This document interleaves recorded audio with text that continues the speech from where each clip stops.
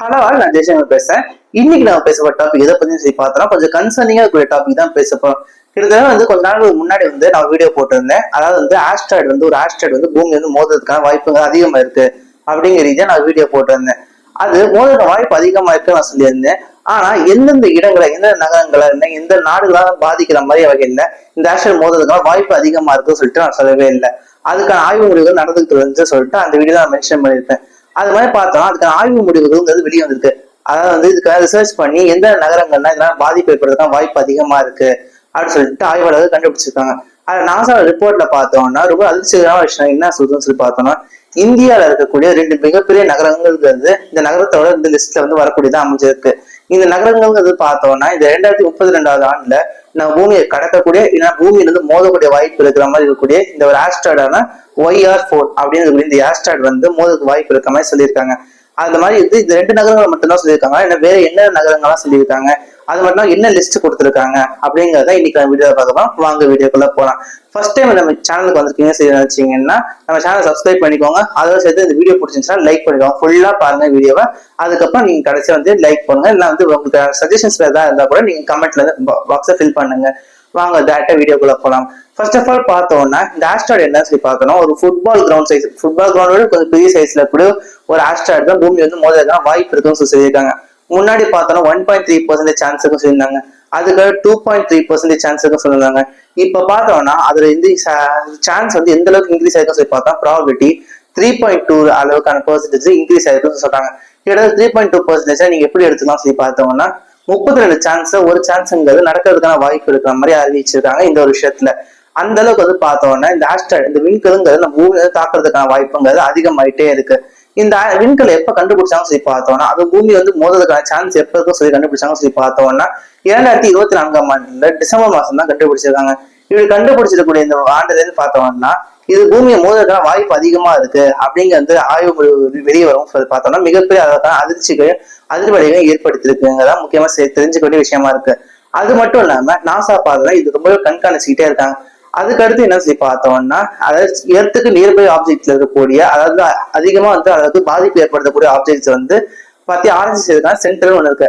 அந்த சென்டர்ல பார்த்தோம்னா அதிகமான அளவுக்கு பூமிக்கு ரொம்பவே பாதகம் விளைவிக்கக்கூடிய ஆப்ஜெக்ட்ஸ் வெளி உலகம் சொல்லக்கூடிய இந்த ஸ்பேஸ் எதிர்க்க சொல்லி பார்த்தோம். இந்த ஆஸ்ட்ராய்டு YR4 தான் ஃபர்ஸ்ட் நம்ம ரேங்க் பண்ணிருக்காங்க. அந்த அளவுக்கு பார்த்தா ரொம்ப முக்கியத்துவம் வாய்ந்ததா கருதப்படக்கூடிய விண்கல்லாம் இந்த விண்கல்ங்கிறத மாறி இருக்கு. இந்த விண்கல் இப்பதான் பார்த்தோம்னா கிட்டத்தட்ட 3.2% அளவுக்கான சான்ஸ் இன்க்ரீஸ் ஆயிருக்கு. 3.2% அளவுக்கு இன்க்ரீஸ் ஆயிருக்கு. நீங்க யோசிக்கலாம் 3.2% ரொம்ப கம்மியா தானே இருக்கு அப்படின்னு சொல்லி யோசிக்கலாம். மீதி இருக்கக்கூடிய 96% நீங்க யோசிச்சிருப்பீங்கன்னு தெரியுது. 96% நடக்காது தானே அப்படின்னு சொல்லி நீங்க யோசிக்கிறது தெரியுது. ஆனா இந்த பேலன்ஸுக்கு 3% இருக்குல்ல, இந்த 3% நடந்துச்சுன்னா அப்படிங்கிற கொஸ்டின் வரும்போது அது மிகப்பெரிய அதிர்ச்சிகரமான தகவலுக்கு கொண்டு போய் விடும் அப்படிங்கிறத முக்கியமான விஷயமே. இதுக்கு அடுத்து என்னன்னு சொல்லி பார்த்தோம்னா இந்த மொத்த ஆஸ்ட்ராய்டு லென்த்தே பார்த்தோம்னா ஒரு 177 மீட்டர்ஸ் அளவுக்கு இருக்கக்கூடிய லென்த் இருக்கக்கூடிய அதாவது டயாமீட்டர் பார்த்தோம்னா அந்த அளவுக்கு இருக்கக்கூடிய ஒரு விண்கல் தான். கிட்டத்தட்ட பார்த்தோம்னா நம்ம பூமி சந்திச்சிருக்கக்கூடிய விண்கல்கள்ல ஒன்னாவது ஒரு பிளே கிரவுண்ட் சைஸ்ல இருக்கக்கூடிய விண்கல்னு சொல்லப்படுது இந்த விண்கல்ங்கிறது. ஆனா இந்த விண்கல் மோதிச்சுன்னு வச்சுக்கோங்களேன், அது எந்த அளவுக்கான இம்பாக்ட் கொடுக்கும்னு சொல்லி பார்த்தோம்னா ஒரு 15-30 மடங்கு ஹிரோஷிமா நாகசாகில வெடிச்ச ஆட்டம் பாம்போட இம்பாக்ட் எந்த அளவுக்கு இருக்குமோ அந்த அளவுக்கான இம்பாக்ட் தான் அது கொடுக்கக்கூடிய ஒரு இடத்துல மட்டுமே அந்த அமையக்கூடிய தான் அமைச்சிருக்கும். கிட்டத்தட்ட பார்த்தோம்னா இது ஆய்வாளர்கள் தெரியக்கூடிய விஷயம் என்ன சொல்லி பார்த்தோம்னா கிட்டத்தட்ட இது ஒரு நகரத்தை மட்டும்தான் பாதிக்க போயதான் அமைஞ்சிருக்கும். ஒரு மிகப்பெரிய அளவுல பூமிக்கு அது பேராபத்து அமையும் சொல்லி பார்த்தா அப்படி இருக்காது. ஆனா அந்த ஒரு நகரத்தை மட்டும் பாதிச்சுன்னு சொல்லி பார்த்தோம்னா அந்த ஒரு நகரத்துல உழக்கூடிய அந்த ஒரு நகரத்தை பார்த்தோம்னா அந்த விண்கல் மட்டும் விழுந்துச்சுன்னா அதுக்கு அடுத்த நொடி பார்த்தோம்னா அந்த மொத்த நகரமுமே தரமட்டமாகிடும். கிட்டத்தட்ட கற்கள்லாம் மண்ணெல்லாம் எப்படி சலிச்சு விட்ட மாதிரி ரொம்ப ஃபைனான துகமே ஆயிடும். அதனால அந்த மொத்த நகரமே அந்த ஒரு செகண்ட் காணாம போயிடும். அந்த அளவுக்கு மோசமான இம்பாக்ட்ங்கிறது இந்த விண்கலால கொடுக்க முடியும் அப்படின்னு சொல்லிட்டு ஆய்வாளர்கள் தெரிவிச்சிருக்காங்க. அது என்ன நகரங்கள் சொல்லிட்டு அவங்க பெல்ட் அதாவது என்ன சொல்றாங்க சொல்லி பார்த்தா ரிஸ்க் காரிடர் அப்படின்னு தெரிவிக்கிறாங்க. ரிஸ்க் காரிடர் சொல்லி பார்த்தா இந்த இடங்கள்ல இருந்து இந்த இடங்கள் வரைக்குமே பாதிக்கிறதுக்கான சான்ஸ் அதிகமா இருக்கு அப்படின்னு சொல்றாங்க. இது என்னன்னு சொல்லி பார்த்தோம்னா நார்த் பசிபிக் அதுல ஆரம்பிச்சு பார்த்தோம்னா சவுத் ஏசியா இருக்கக்கூடிய அரேபியன் சி வரைக்குமே ஃபுல் அண்ட் ஃபுல் இந்த காரிடர் ஸ்ட்ரெச் பண்றாங்க.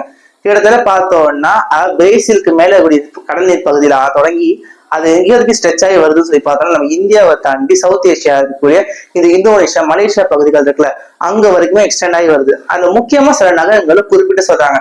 அதாவது பார்த்தோம்னா ஆய்வாளர்கள் எப்படி வந்து ஆய்வு பண்ணியிருக்காங்க சொல்லி பார்த்தோம்னா 2032 ஆண்டு டிசம்பர் மாதம் தான் இந்த ஆஸ்ட்ராய்டு அதாவது இந்த விண்கல்ங்கிற பூமியை தாக்க போகுது அப்படின்னு சொல்லிட்டு தெரிவிக்கிறாங்க. இது மாதிரி இருக்கும் டிசம்பர் மாசம் அந்த விண்கல் நேரம் வந்து வரும்போது தாக்கக்கூடிய இடமா பூமி எந்த பக்கம் வந்து அந்த விண்கலை நோக்கி இருக்கும் சொல்லி யோசிக்கிறாங்க. அதுலதான் இந்த நகரங்களை குறிப்பிட்டு சொல்றாங்க. இதெல்லாம் என்ன நகரங்கள் சொல்லிட்டு அடுத்தடுத்து பார்ப்போம்.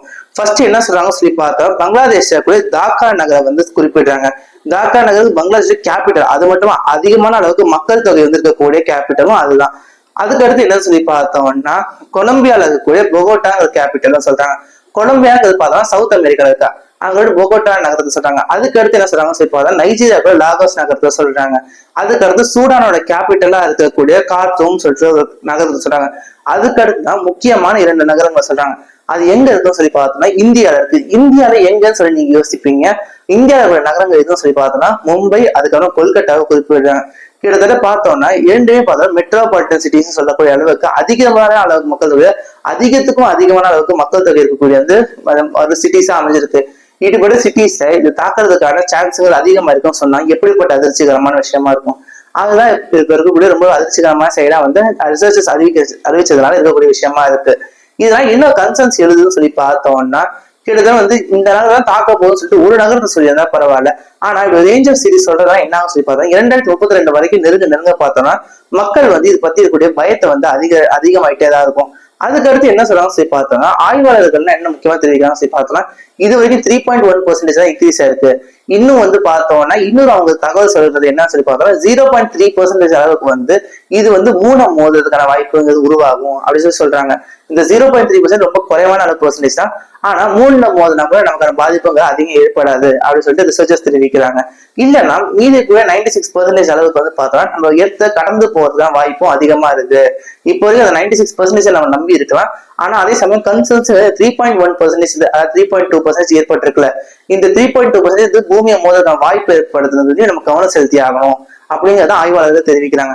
அதுக்கடுத்து என்ன சொல்லி பார்த்தோம் நார்தன் பசிபிக்ல தொடங்கினது இது வந்து பார்த்தோம்னா ஏற்கனவே இது மாதிரி பூமியில வந்து இது மாதிரி ஆக்சிடென்ட்ஸ் நடந்திருக்கான்னு சொல்லி பார்த்தோம்னா சைபீரியா இருக்கக்கூடிய ஒரு நகரம் இது என்ன சொல்லி பார்த்தா துங்குஸ்கா அப்படின்னு சொல்லக்கூடிய இடமா இருக்கு. இந்த இடத்துல 1908 ஆண்டுல ஒரு ஆஸ்ட்ராய்டு வந்து மோதி இருக்கு. அந்த ஆஸ்ட்ராய்டு மோதுல கிட்டத்தட்ட பல லட்சம் ஏக்கர் அளவுக்கான ட்ரீஸும் இருக்கட்டும் சரி நேச்சுரல் எல்லாமே ஸ்பாயிலா இருக்கு அப்படின்னு சொல்லி தெரிவிக்கப்படுது. இது முக்கியமா இருக்கக்கூடிய இதுக்கான ரிலேஷன்ல இருந்து பார்க்கும்போது என்ன சொல்லி பார்த்தோம்னா இது மாதிரி முக்கியமா பல கேபிட்டல்ஸா இருக்கட்டும் முக்கியமான நகரங்களா இருக்கட்டும் இங்கெல்லாம் வந்து பாதிச்சுன்னா எவ்வளவு பெரிய இம்பாக்ட் கொடுக்கும் சொல்லி நீங்களே யோசிச்சு பாருங்க. இந்த ஆஸ்ட்ராய்டு சரியா மோதக்கூடிய நேரத்துல இருந்து பார்த்தோம்னா 8 மெகாடன் அளவுக்கான எனர்ஜி இங்க இதை ப்ரொடியூஸ் பண்ணும். கிட்டத்தட்ட பார்த்தோம்னா நம்மளே சொல்ல மாதிரி 15-30 மடங்கு அளவுக்கு வந்து ஹிரோஷிமா நாகசாகி வெடிச்ச அட்டாமிக் பாம்போட ரேஞ்ச் கெப்பாசிட்டிங்கிறது தெரிஞ்சிருக்கு. அதே சமயம் பார்த்தோம்னா 500 மெகாடன் அளவுக்கு இருக்கக்கூடிய ஒரு பாம்போட அளவுல இருந்து 500 மெகாடன் அளவுக்கான பாம்பா வந்து இன்க்ரீஸ் பண்ணா என்ன மாதிரி எஃபெக்ட் வருமோ அது மாதிரி எஃபெக்ட் தான் அந்த ஒரு குறிப்பிட்ட நகரத்துக்கு வந்து அது பாதிப்பு ஏற்படுத்துங்கிறது. இதனால என்ன எஃபெக்ட் ஏற்படும் சொல்லி பார்த்தோம்னா இன்னும் கொஞ்ச காலம் இருக்கக்கூடிய வருஷங்கள்ல இதுக்கான பெர்சன்டேஜ் இன்னும் இன்க்ரீஸ் ஆச்சுன்னா என்ன ஆகும் சொல்லி பார்த்தோம்னா அந்த நகரங்கள்ல இருக்கக்கூடிய முக்கியமா பார்த்தோம்னா இந்த டிசாஸ்டர் மேனேஜ்மெண்ட்கான முக்கியமான செலவினங்களை அதிகப்படுத்துவாங்க. அதுக்கடுத்து என்ன சொல்லி பார்த்தோம்னா மக்கள் பல பேர் அந்த நகரங்களை வாழக்கூடிய மக்கள் அவங்க வந்து இன்சூரன்ஸையும் வந்து அதிகமா வந்து உருவாக்குவாங்க. அதுக்கடுத்து என்ன சொல்லி பார்த்தா மக்கள் வந்து டிஸ்பிளேஸ் ஆகி போறது அதாவது அந்த நகரத்தை விட்டு வெளியேறது அதுங்கிறதும் அதிகமாகிட்டே இருக்கும். இப்ப இந்த 2025 ஆண்டுல பார்த்தோம்னா இது 3.1% இருக்கு. ஆய்வாளர்கள் இந்த பெர்சன்டேஜ் குறையவும் வாய்ப்பு இருக்குன்னு சொல்றாங்க இல்ல அதிகரிக்கவும் வாய்ப்பு இருக்குன்னு சொல்றாங்க. இது மாதிரி அதிகரிச்சுன்னா இது மாதிரியான எஃபெக்ட்ஸ் தான் அதுக்கு அடுத்து நடக்கக்கூடியதா இருக்கும். இதுதான் இப்ப இருக்கக்கூடிய தகவல்கள்ல நம்ம கிடைச்சக்கூடிய செய்தியா அமைஞ்சிருக்கு. இன்னைக்கு இந்த வீடியோ உங்களுக்கு பிடிச்சிருச்சா லைக் பண்ணிக்கோங்க. அதே சமயம் உங்களுக்கு வேற ஏதாவது சஜஷன்ஸ் இருந்தா கூட கமெண்ட்ல வந்து கமெண்ட் பண்ணுங்க.